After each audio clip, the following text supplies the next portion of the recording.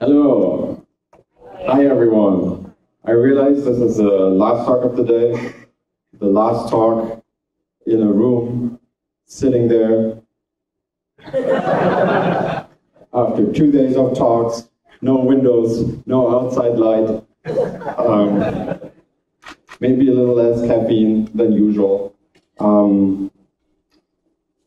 So if I speak really, really slow, that will all add to you having to sit there. No. I'll try my best to keep you awake. I need a little help from your side, though, so that I can present everything to you and you are actually in a physical state that you can comprehend it. So one thing that I would like to do is for everyone to stand up. Stand up. I don't need stand. No. Yeah, stretch a little, stretch a little. How are you feeling? Woo! Okay. If you're feeling good, feel free to dance a little. All right. If you want to keep dancing, keep standing. Otherwise, you're more than welcome to sit down again. Okay, so here's a little going strong in the first row. All right. If your physical exercise, your physical presence is not enough to keep your attention, here's one thing, one mental thing that I want to give you, that I want to tease you with, is that if you pay attention to this talk, you might find out how much you will get paid if you were to work at Travesty Eye. Some conditions apply. The fine print, can you actually read this? Not including other compensation besides base salary and only for employees working in Taipei, but feel free to approach me later if you'd like to hear other numbers. Also, if you're like, oh, keynote at a Ruby conference and he's going to talk about salary, such a boring topic, there will be code. I promise, there will be Ruby code in this presentation. Also, TV shows. There will be things on TV shows in here. And I think each one of you will know at least one of these TV shows that I'm going to talk about. I would also like to prefix this with a statement that the topics I'm going to talk about are actually things I do not know a lot about.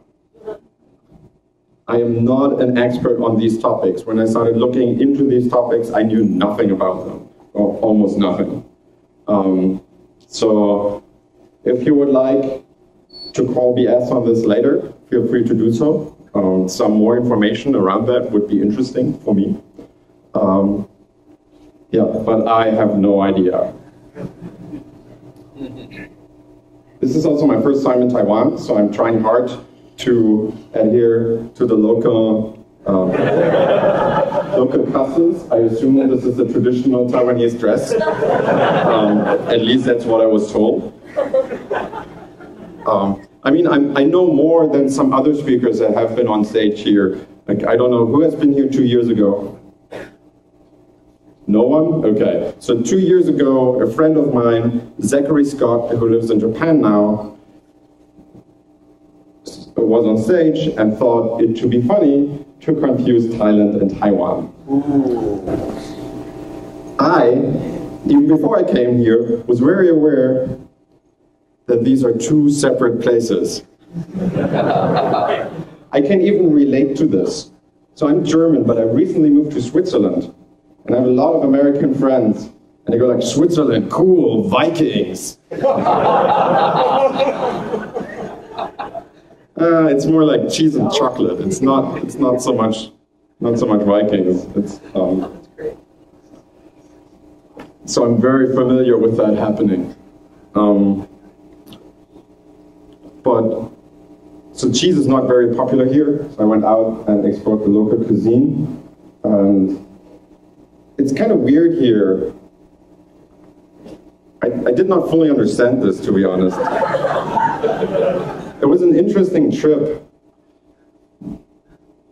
But yeah, if someone wants to explain this to me later, find me. There was a massive amount of people around this trying to take a picture, and an angry person working there yelling at everyone to keep walking after the picture.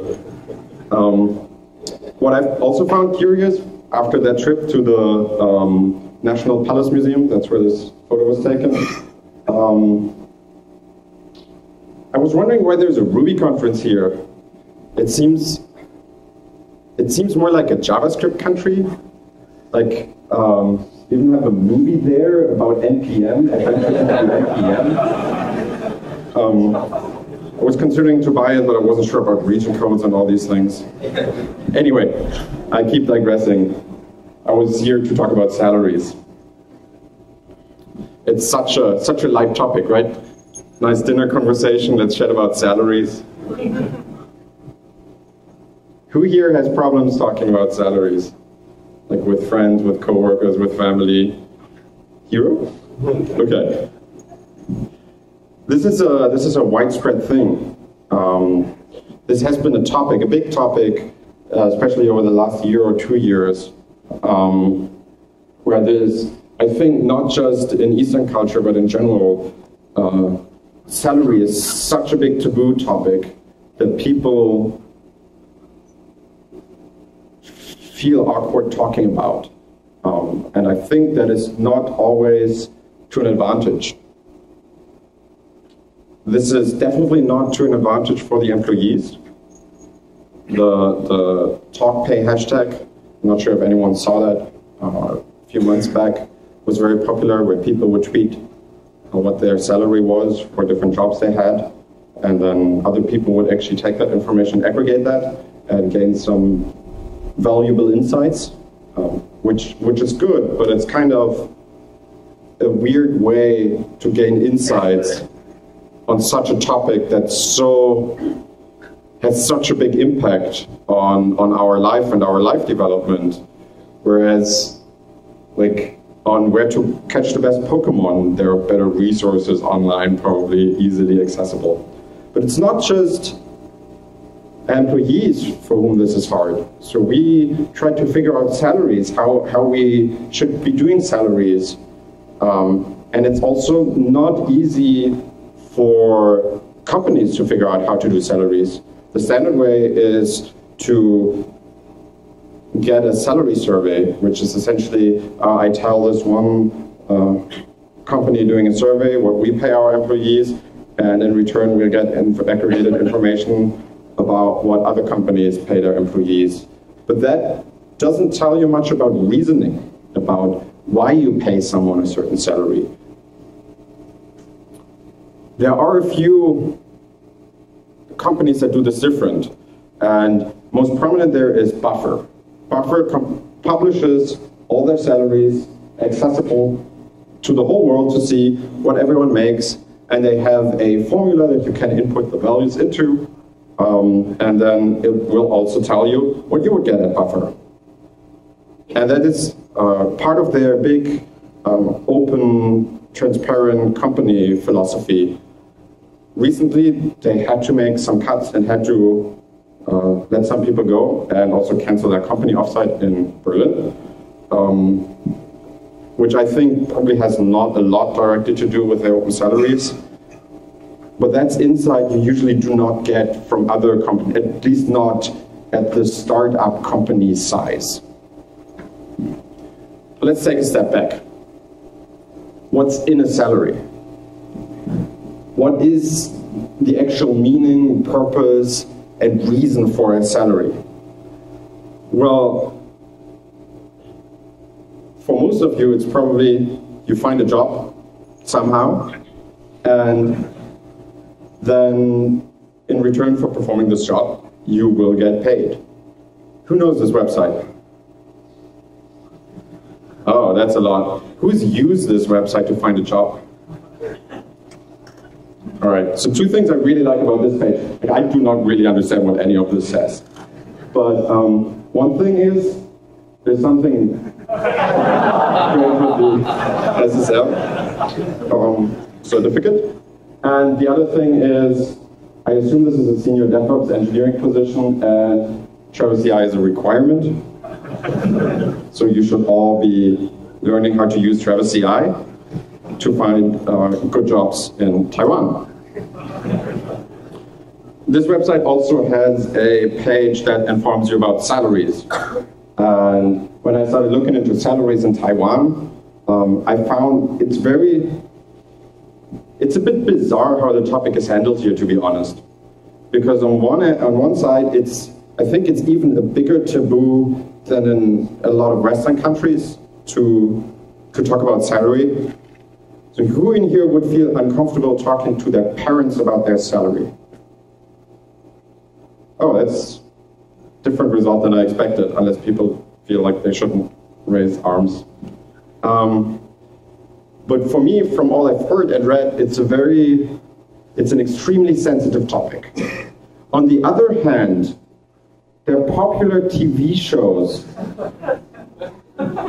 about salary question. This is, I think the English title is "We Married as a Job," and essentially it's about a college graduate who is then hired as a housemaid and also as a wife, which I find questionable on its own right, but apparently it's also very, very funny rom-com.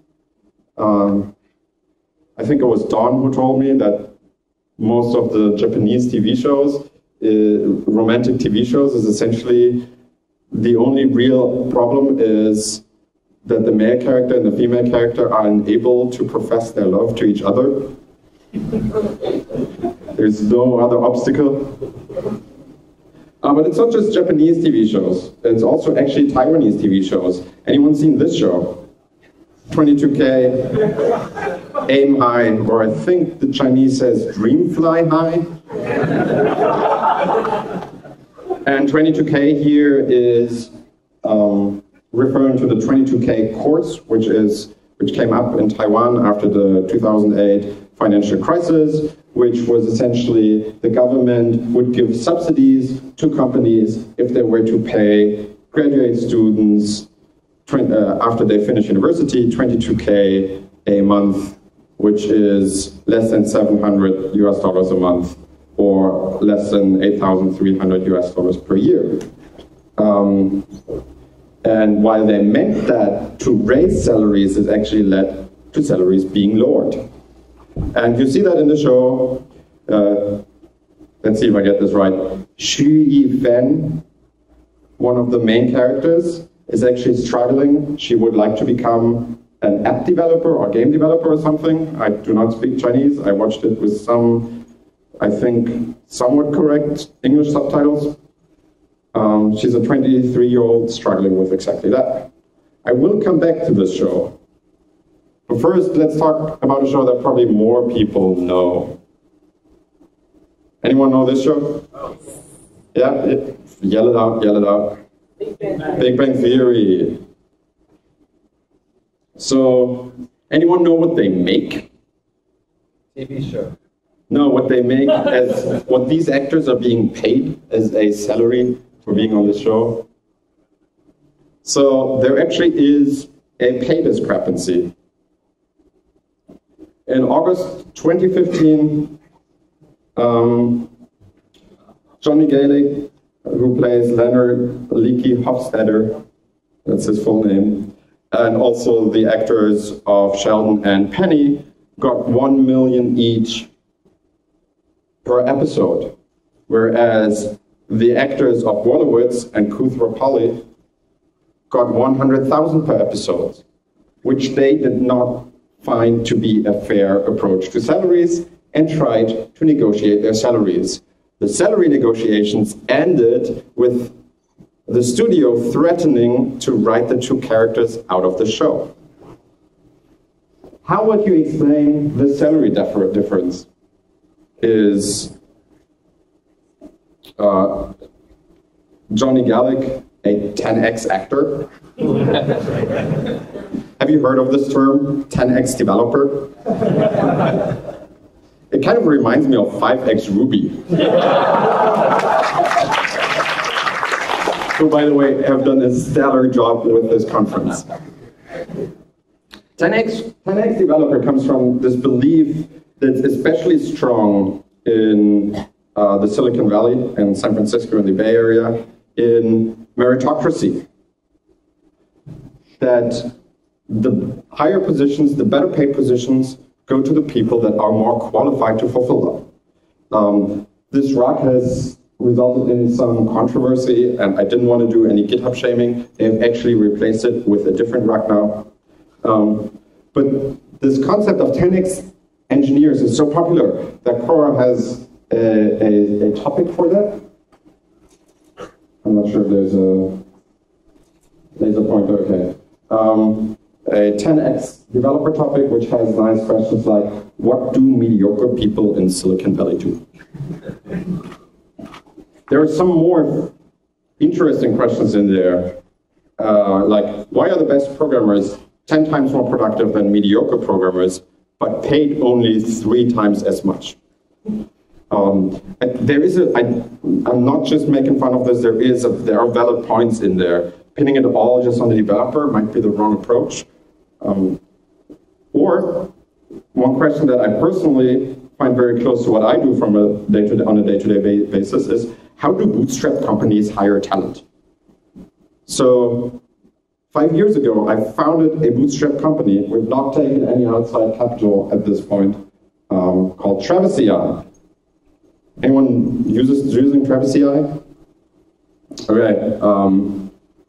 Less people than the people that know Big Bang Theory. We've got to work on this. So we're a bootstrap company with currently 38 employees. I think we have some of the top talent. We're based in Berlin, in Germany. But we are also a distributed company. So our employees are in 9 different countries of 16 different nationalities. 53% of our employees identify as women.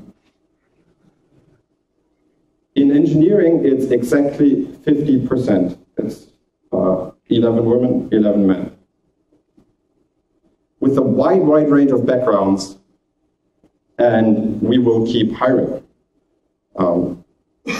If you don't know us, it's a CI product that helps you develop software with confidence. This talk really is not about Travis CI, but if you want to chat about it later, we also have an in-house solution. Just come to me, but this is not what this talk is about. Salaries as a bootstrap company really matter to us, because salaries account for 46% of our spendings, making it the biggest cost center we have in the company. And salaries have been all over the place when we started, because really what we paid you kind of depended on under what conditions we hired you and what kind of money we had at the time, because in the beginning we actually didn't have any money. So we tried to fix this, and the solution we came up with resulted in us not negotiating salaries anymore.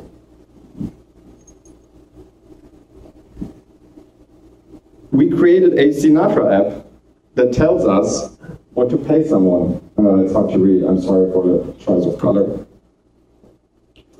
And there are certain reasons why we think salary negotiations in its purest form, where you really talk about like a few $100s more per month or not, or even if it's ballpark, about these negotiations. Because we think that negotiation skills don't reflect your value to the company unless we hire you to be a negotiator. Negotiation skills also usually do not reflect your financial needs, especially if you're not good at negotiations. And most importantly, salary negotiations harm underrepresented groups. This is a confirmed fact. And judging from the salary negotiations I've been in from the employer side, I can also add to that with anecdotes. And even in 22K aim high, when Xu Yifan has her job interview, she gets offered 22,000 per month. And what does she do?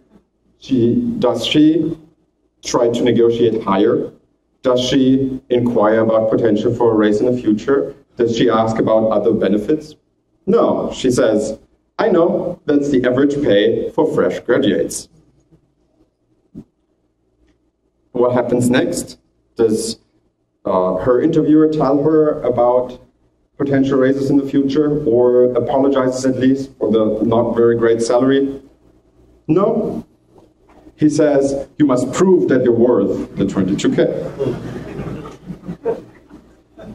It is also verified that women, on average, get paid less than men. This is by age, this is for the US. I don't have the numbers for Taiwan, but I assume that there is a gap. How big the gap is, I cannot tell you.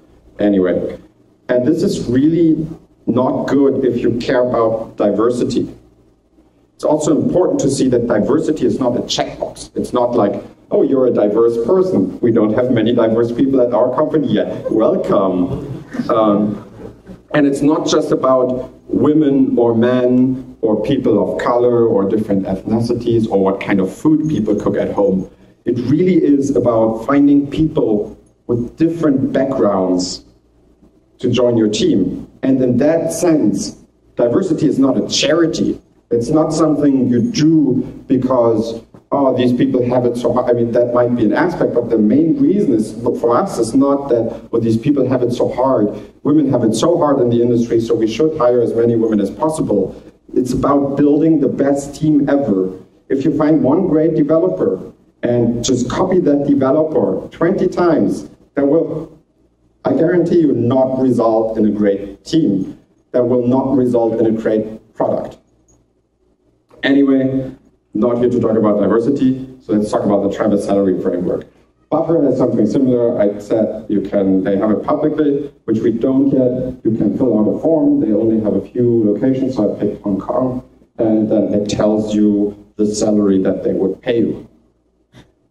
We've been developing our own framework for a year, and everyone in the company had a chance to participate in how we'll do salaries.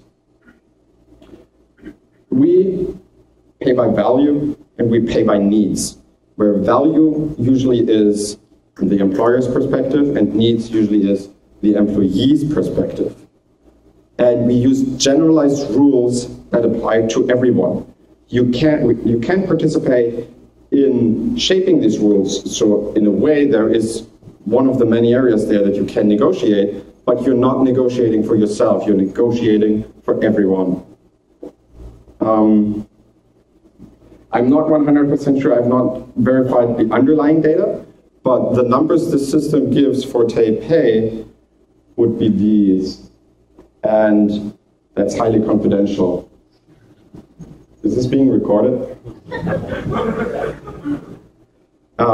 So we have levels, and I'll talk in a second about how we come up with a level, and then from a level that results with a location, combined with a location, in a salary. Just as orientation, we currently do not have anyone in the in the lowest level, so we don't have anyone on level 1, level 2. We also do not have anyone on the highest level, so we do not have anyone on level like 17, 18. And the level you're on represents the value. So if you're level 10, that represents the value. And the salary connected to the level represents the needs. So this value is defined by generic expectations the company can have towards you.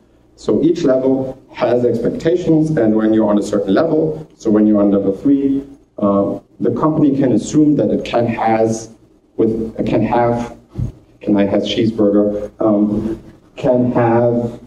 these expectations specific to what you're hired for, obviously, against you. So how do you define a 10x developer? So I'm not sure how a 10x developer would map onto this. It's just, let's assume, okay, level 10 sounds good, which would be a senior developer at Travis CI. So software engineer on level 10, Expectations shows an intuitive grasp for situations, analytical approach used only in novel situations. It means that you can, if you hear a problem, you probably already have a solution in mind. You don't need to sit down and analyze every single bit of it for every single problem you encounter. It also includes is self-motivated to the point that they create new work for themselves and sometimes others, and has their own vision of what needs to be done. Understands business requirements, does not just understand but also shape the big picture. These are the expectations that would be added to your plate once you were to reach level 10. Currently we have the engineering paths defined up to level 17.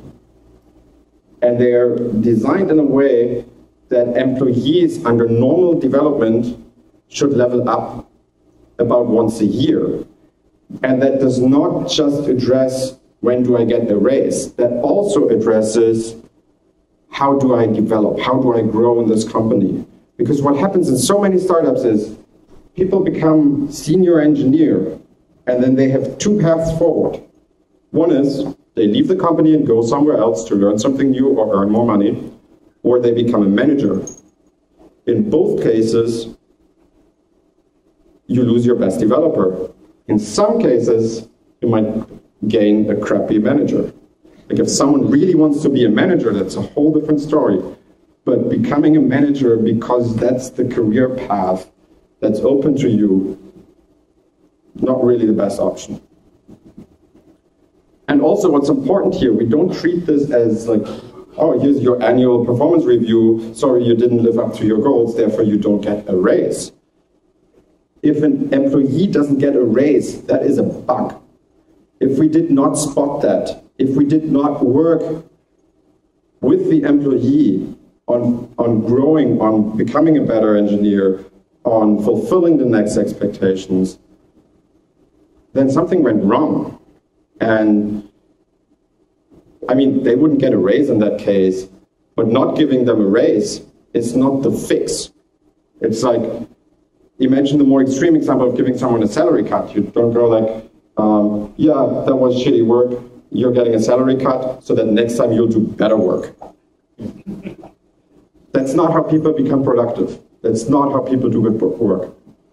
So that's the value side, that's the value part. That lets us determine levels. And then on the other hand, there's the needs part, which is usually how a lot of employees approach this.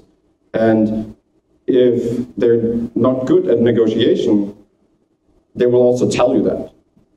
Coming into the negotiation and telling you, oh yeah, to make a living, I need, like, I don't know what people need, but like, oh yeah, rent plus this plus that. I think, but it's really cool to, I would love to work at Travis, so I'm willing to take a pay cut for that.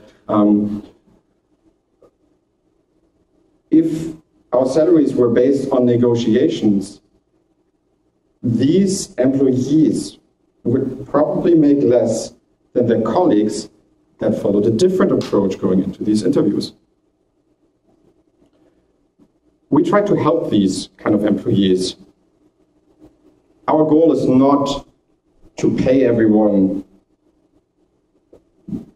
a shitload of money so that they have never to worry about it again and can build their golden palace somewhere, but to not have people suffer for lack of negotiation skills, and especially not to have that lead to massive gaps within the company.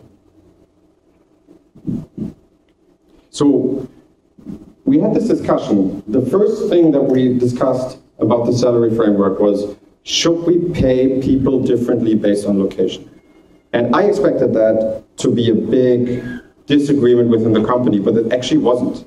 No, everyone agreed we should pay differently by location. There's a difference between being a Berlin company hiring their first employee in San Francisco versus being a San Francisco company hiring their first employee in Taipei.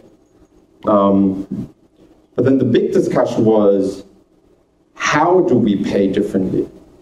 Because we don't want to give someone a bonus for living in San Francisco. We also don't want to punish them for living in San Francisco. The same, we don't want to give someone a bonus for living in Mexico, because it's so cheap that it's so, or if we were to pay everyone the same, but we also don't want to punish them for living in a country with a struggling industry. So we use a generalized needs model based on location. How do you figure out needs based on location? There are many, many statistics out there, many sources. This is the exact opposite of the salary thing, where you have too little information. You actually kind of have too much information on living costs. So one of the first things that came up was the Big Mac index. There are many problems with the Big Mac index. One is it doesn't lead to a healthy diet if you pay people in Big Macs. But it's quite interesting if you compare it. The Economist keeps an updated statistic on the Big Mac index.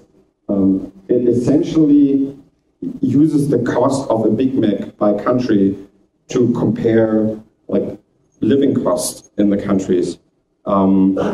It's not entirely fair, because in kind of all countries, a Big Mac is made the same way, with the same kind of supply chain, with the exception of India, where I think it's chicken meat. So, and there are some interesting conclusions you can draw from that. What are the 6 countries with the most expensive Big Macs? Switzerland in the lead, followed by Norway, Sweden. The US is on number 5. Or the 6 cheapest, with South Africa being the cheapest. But there are other interesting statistics once you start connecting this to salary. For instance, how long, under average pay, how long does a worker need to work to earn enough money to be able to afford one Big Mac? And number 1 there is Hong Kong. In Hong Kong, you need to work 8.7 minutes to buy a Big Mac. And on the other end, you have the Ukraine, where someone needs to work for almost an hour to be able to afford that Big Mac. Okay, this statistic is more on the fun side. We are not actually using the Big Mac index anywhere to determine salaries. There's some way better resources. Hero. There is one Travis employee in the first row listening to this.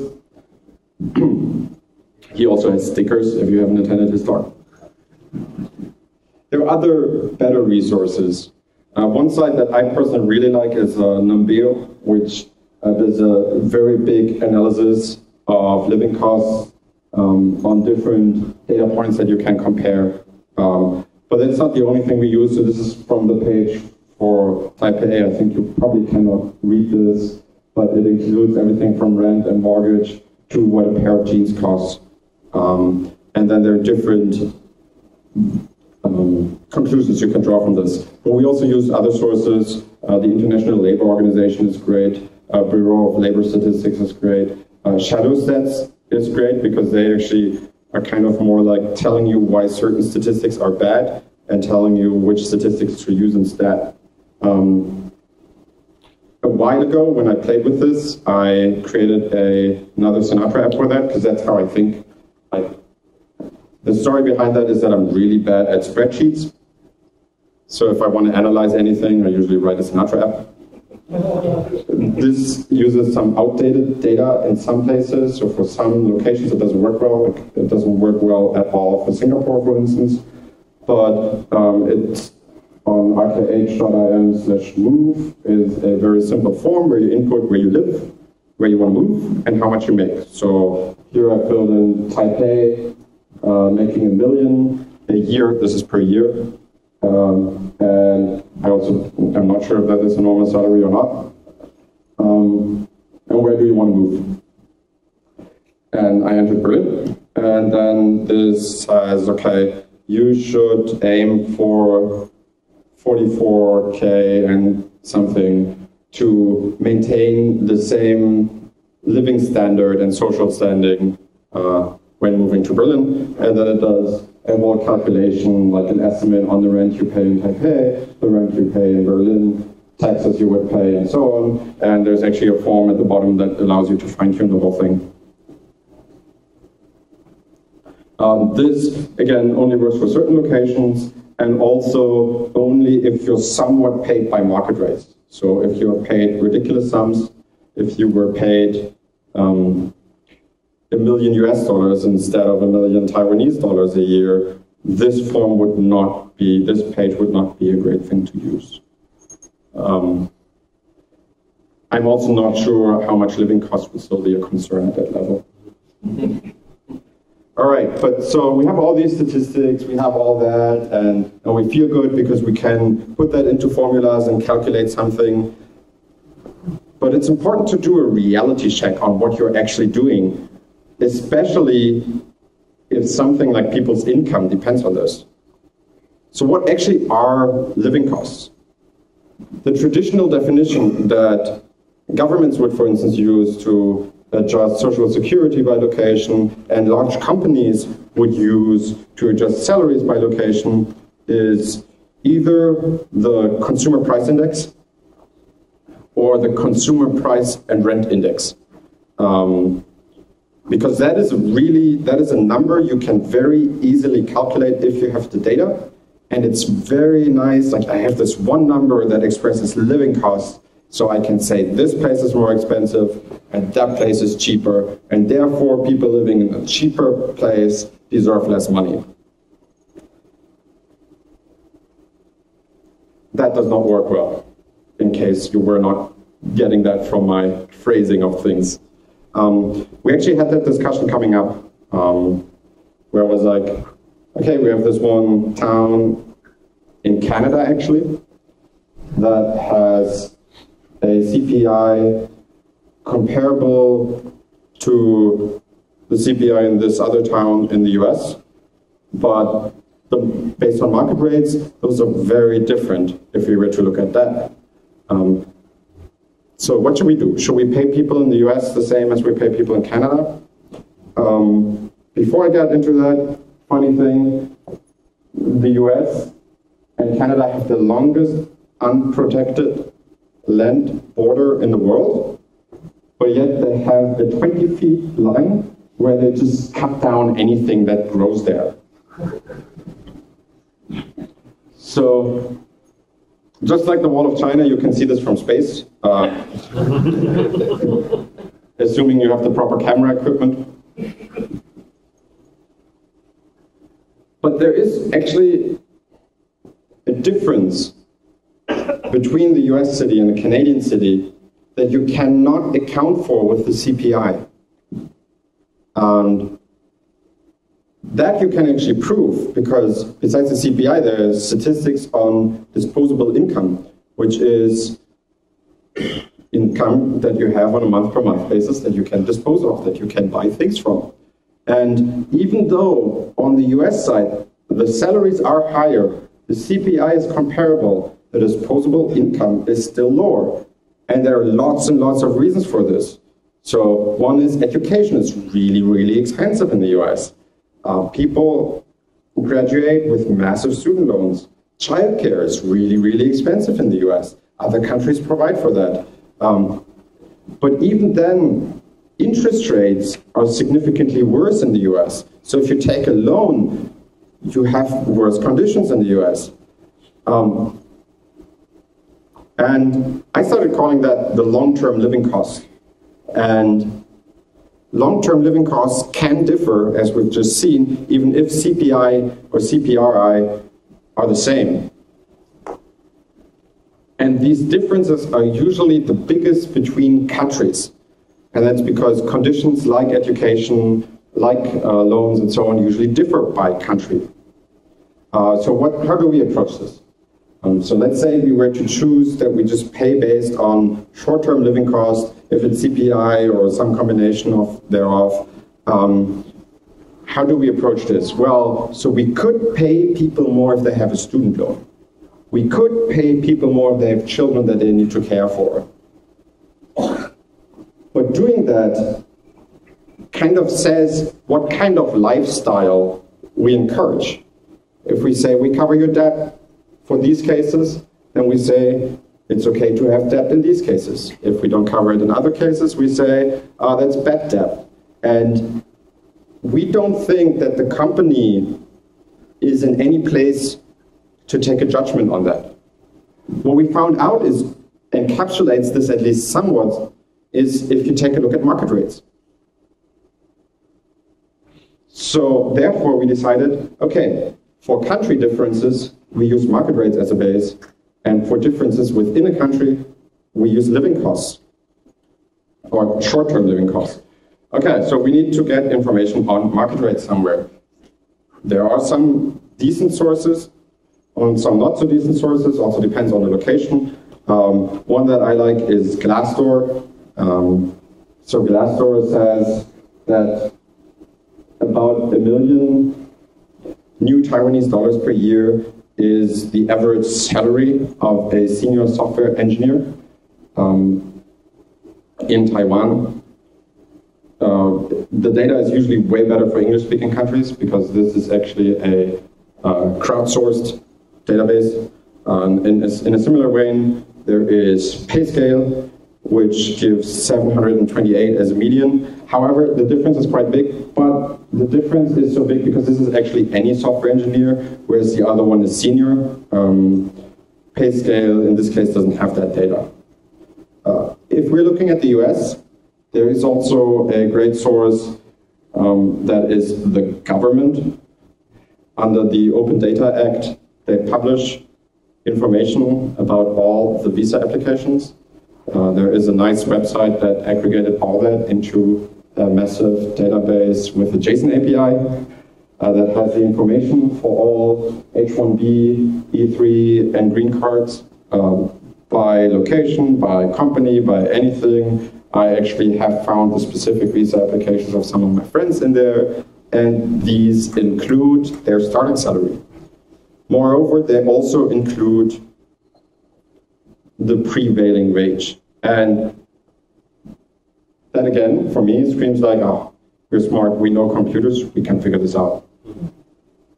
So we can use all these numbers to compare places. One really important thing there is to only compare data points from the same source. So for instance, in the US, usually only people with low income, in the lower end of the spectrum supply data to Glassdoor, whereas people that get an H-1B visa are usually on the higher end of the spectrum of salaries. So comparing an H-1B visa application to a Glassdoor entry does not yield useful numbers. There's some great analysis you can do by that. This is plotted out, some locations around the world. Color is continent, where I compare the living costs compared to Berlin and the market rates compared to Berlin. So on 1 and 1 would be Berlin itself. And then you see that most of the things form a very, very nice line. So surprise, surprise. In general, as a rule of thumb, if a place is more expensive, people make more money there. There's some nice out there's. Up there is Monaco, where people that live there don't work there. People that work there can't afford to live there. But there are other things than these factors. Income tax varies a lot between countries. This is plotted out Taiwan versus Germany for a certain income. Also something where people quickly said, well, if you approach it this way and take all these things into account, you need to account for income tax because, you know, in Texas there is no income tax and all these fun things. And that would be impossible to do. How could we ever do that? Well, so 1 weekend later there was a Ruby gem called income tax. So you can do gem install income tax, you can say like, require income tax, and Estonia, I make 4K a month. What's my gross income? What's my net income? What's my effective tax rate? Or the other way around, which is helpful, is like, so I want in Estonia, I want to make 4K per month after taxes. How much should I get paid? And so Estonia has a flat tax rate of 20%. That's why the example is so nice. So I spent a few hours going through all the nice websites of all the different tax agencies, looking at their tax brackets, and there's some interesting things in there. So there's a country where you can choose your own tax rate. This country is Mali, where you can go it is unclear to the author, but you can essentially negotiate between two different tax rates. Not a sliding between, you either pay 3% or you pay 30%. Alternatively, you can pay in livestock. So what we did, getting back to the topic, we haven't figured out what we would do if we were to hire someone in Mali, but we decided that we have a country baseline based on market rates with some adjustments in there for lower income countries compared to Berlin, and then city adjustments based on living costs compared to national average. These adjustments are only up, so if you live in a cheaper location, you just get the country baseline. And an estimate for income tax is added in there, intentionally not including any tax deductibles, because we just think the government will have a reason to give you these. As I said, the market rates for lower income countries is adjusted upwards. Buffer actually does the same. They call it the good life curve. They don't have an explanation of how they do it, but they just say like, oh yeah, cheaper locations, we don't treat them as cheaply. Has a few nice effects because, like for instance, going on vacation still costs the same, no matter if you live in a cheap location or not. Buying a MacBook costs roughly the same. This is again where we don't want to punish people. I plotted out our good life curve. It looks something like that. And indeed, we have some code that crunches these numbers that I showed you earlier, where it says like down there is the result, which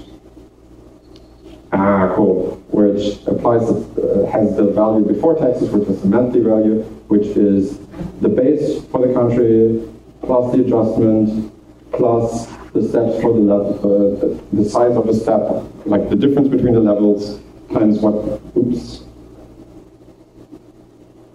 level you're on, exchange to the currency we want it in. There are all adjustments for rent, consumer prices, restaurant prices, grocery prices, and if that adjustment would be negative, there is no adjustment.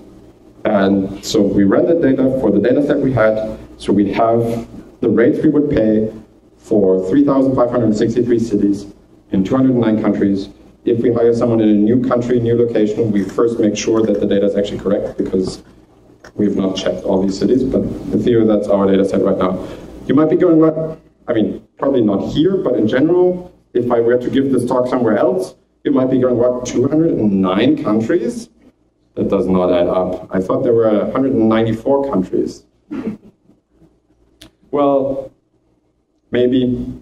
How many countries are there? There's some great videos there. Are Hong Kong and Macau countries?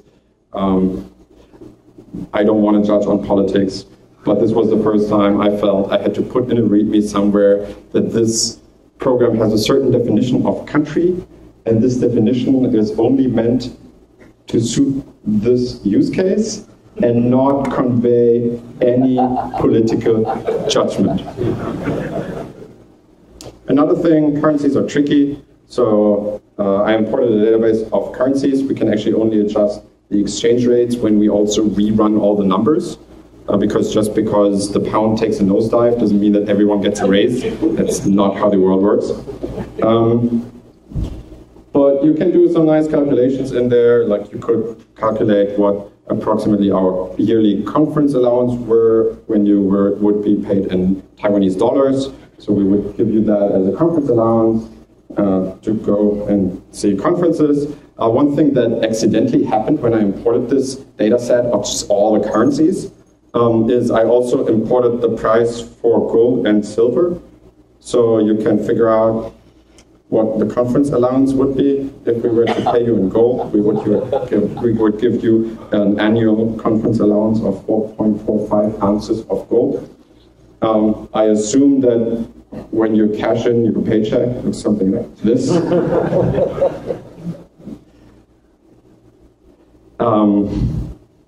This is, by the way, this is in Zurich. It's not, I've never seen this, but this is in Zurich. I know I took that picture. I think it's a stunt. Or chocolate, you never know. And that's essentially our salary framework, how we approach this. And the things that I think are most important, is everyone can participate. This is not like we've decided this now, you had your chance to participate. This is an ongoing discussion. We use a GitHub issue tracker for this, and there is active discussion going on right now. For instance, there is a discussion about certain boundaries where it said, like, the step between level 10 and 11 is really easy on the engineering career path, but the step between 11 and 12 is near unattainable. Within a year of reaching level 11, maybe we should do something about that. Besides that, what I think is important, that this is competitive. While salary shouldn't be the main motivator to work at Travis, it should also not be the reason that people leave or that we can't hire people. This means, amongst other things, paying attention to market rates. It also makes these salaries comfortable. People should be able to live off their salaries without having to worry about money on a regular basis, and to actually accumulate savings or have the ability to do so if they so please. This means paying attention to living costs and conditions. It's also fair in the sense that the reasons for differing salaries should be commonly understood by the people in the company and agreed on. And it's feasible. It means that we can actually afford this as a bootstrap company. We could have decided that the first time we were facing the challenge of hiring someone in California, we just raise everyone's salaries to Californian standards, but we would have been bankrupt within a month. And so that was, for us, the solution. And it's prospective. It gives people, employees, a path forward, a path that encourages them to improve and thus improve our company. And I still have 8 minutes and 20 seconds left, but I'm actually done. Thank you.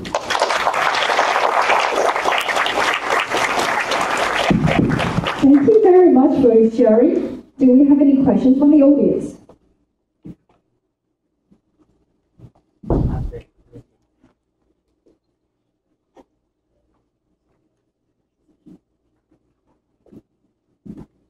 Actually, it's not a question, but actually I see your income tax bill now updated. I will send a pull request. So the income tax is a little bit different in Taiwan. Okay, cool. I'll take a look later. This is among the things. So income tax underlying data set is among the things that we would take a look at again before hiring someone in a country that we haven't hired in before. We didn't review that for every possible location up front. Would you accept a pull request for being paid in other precious and rare materials such as HP printer ink? So the code that calculates the salary levels is not open source at the moment. We are planning to do that. That is not because we have massive secrets in there. This is more a workload prioritization. Afterwards, you're more than welcome to submit whatever pull requests you feel. I will do that. Otherwise, you can maintain your own fork. Ken has job at Travis. So we don't have many job openings right now, but that's mostly because we're working on finalizing our next hiring round. So there will be job openings in Q1. Which you will find on travisci.workable.com. We might provide an ISO link. We will also tweet about this, and then you can apply.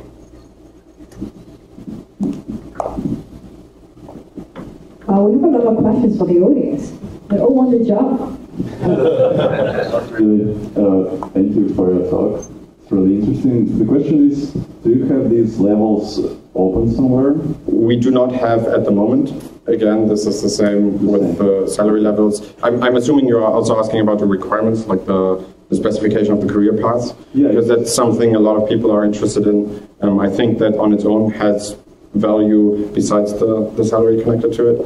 And also it's something that companies are not open enough about, I think.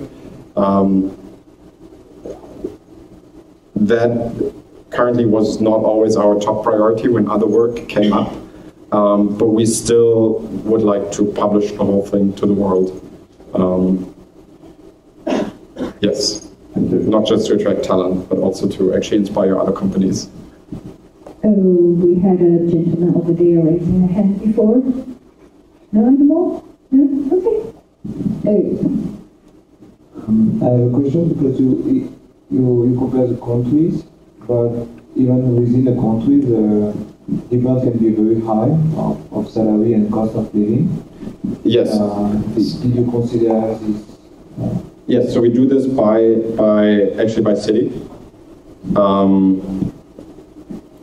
We give, so the country is only considered for the baseline. So we use market rates for differing between countries, because we say the living cost model for each country is actually way too complex and would be unfair however we design that. So the difference between Germany and the US is based on the difference in market rates. But then in locations that are more expensive to live in than the national average, you will get a city adjustment. But that will be completely based on living costs. So we pay people more in San Francisco than we do in, I don't know, Albuquerque probably. Is that in the US? No, that's in Canada. Yeah. Cool. And it's cheaper than San Francisco, right? Yeah. Okay. But that's not based on people just getting paid more in the US, in San Francisco, and therefore we pay them more. It's based on rent is really high, restaurant prices are really high, which of course, in effect, comes from people being paid more there.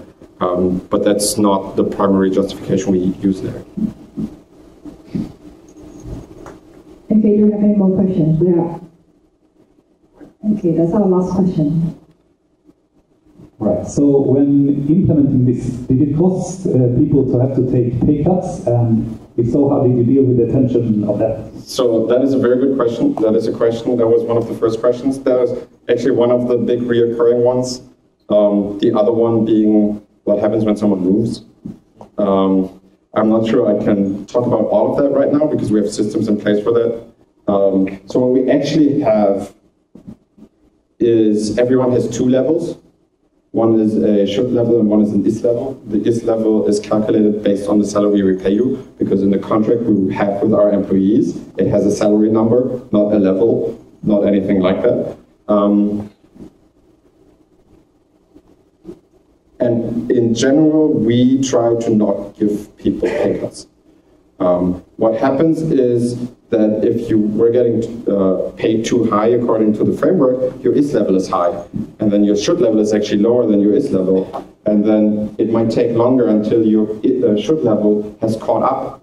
So it will take longer until you get your next raise if we paid you more previously, but we'd only do salary cuts in the most extreme cases, and not without an actual conversation with the employee. So we've actually, I think, never given out any pay cuts at Travis. Great.